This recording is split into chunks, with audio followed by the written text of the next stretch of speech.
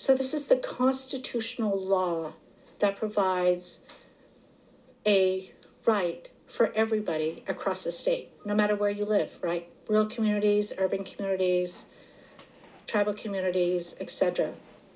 Establishing the Green Amendment would ensure that Washingtonians have legal redress when their rights to clean and healthy environments are violated.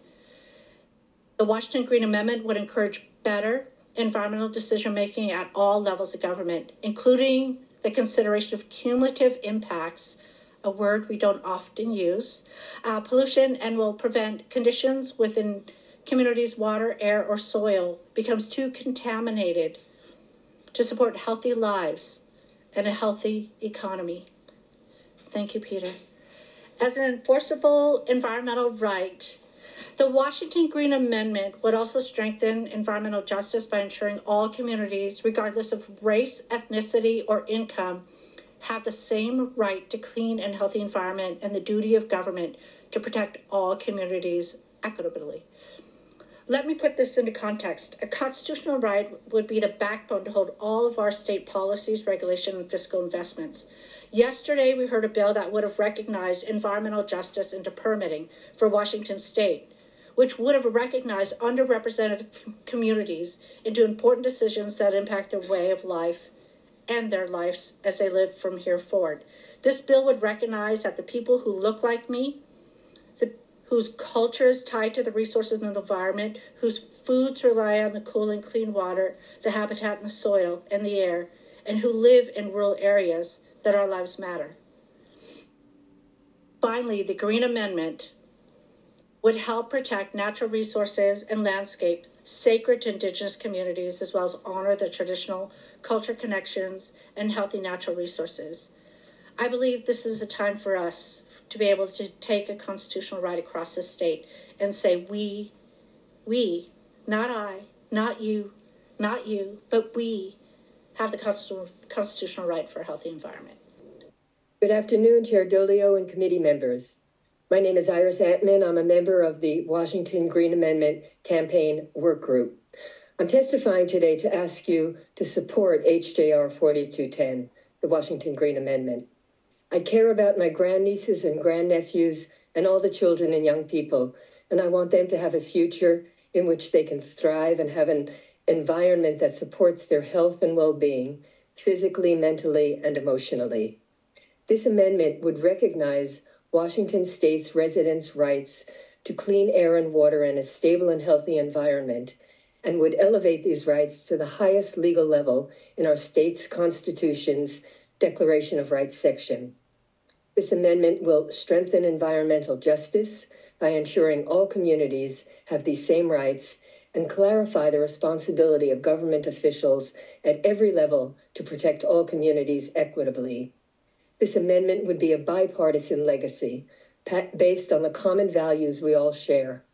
Fostering healthy economic growth that prevents public illness and its costs is something we can all support. The details are to be worked out, of course, as is every bill and law and amendment, etc. Please pass HJR 4210. Thank you so much.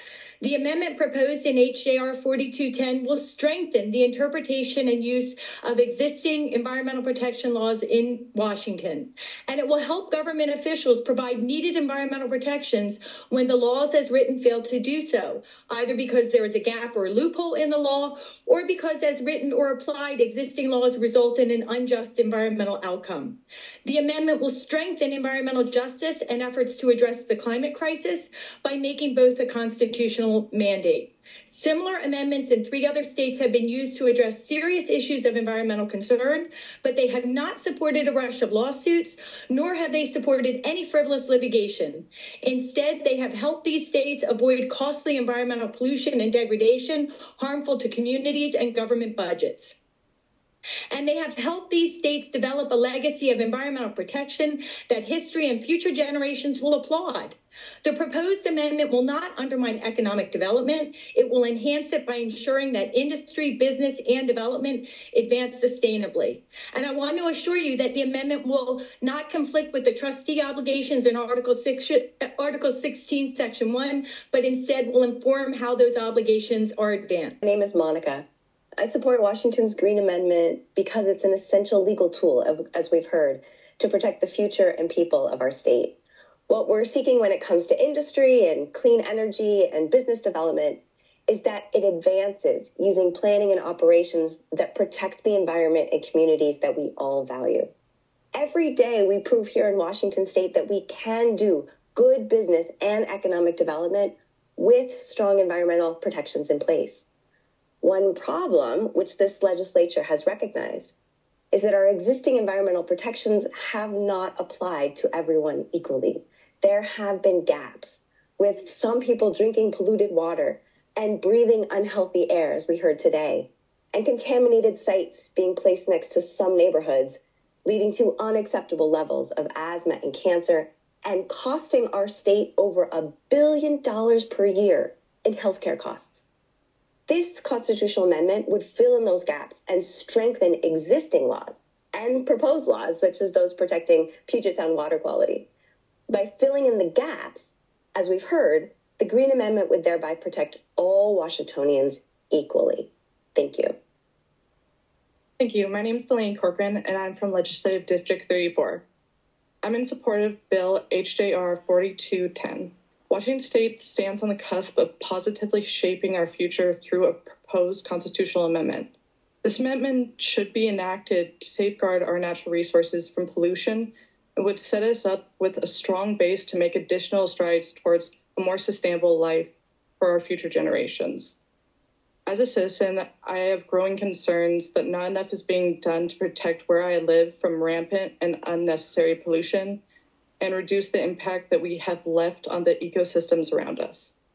I have seen efforts to demolish part of the North SeaTac Park to build a parking lot, and I've seen firsthand how polluted the Duwamish River still is. Please enact the amendment to keep our future generations safe and increase their quality of life. It was uplifting to hear many of you on the committee speak publicly yesterday, recognizing, and I quote, the crisis level of concern of environmental injustice in the state of Washington. Yesterday's acknowledgement of the EJ crisis highlighted a collective desire to elevate the concern. HJR 4210, also known as the Green Amendment, does just that as it provides constitutional level protections for communities, safeguarding them against potential catastrophic and long-term impacts resulting from the government-sanctioned actions or government inaction, including in Representative Dye's part of the great state. The fact that we have an EJ crisis in Washington acknowledges an understanding that, as a culture, we have fallen short in protecting the health of our communities and future generations. 4210 acknowledges the risks posed to our well-being when we overlook environmental impacts and is a step toward elevating the need to protect Washingtonians. The GA does not hold anyone accountable for the harms of the past, nor does it interfere with current agreements in place, but serves as a beacon for future generations, ensuring that their right to a healthy environment is protected at a constitutional level. I'm Kate Lunsford with the League of Women Voters of Washington. The League supports passage of HJR 4210. This amendment elevates our right to clean air and water and stable climate to an inalienable standard. It reinforces the responsibility of the state to safeguard the environment for the benefit of its citizens. It will provide broad guidance that ensures government decision-making substantively and procedurally. It considers environmental impacts early in the process when harm is most possible. It considers science, facts, and impacts as part of the decision-making process to fulfill the government's trust obligations.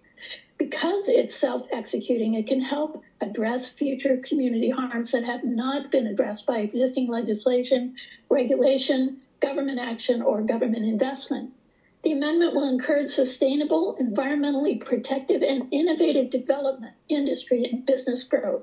It will also provide a powerful incentive for government officials to render decisions and advance businesses in ways that accomplish economic and business objectives, while at the same time protecting natural resources critical to sustaining healthy, safe, and successful lives and economies. States with existing green amendments have not experienced frivolous lawsuits because of the amendments. This amendment would be a bipartisan legacy based on our common values.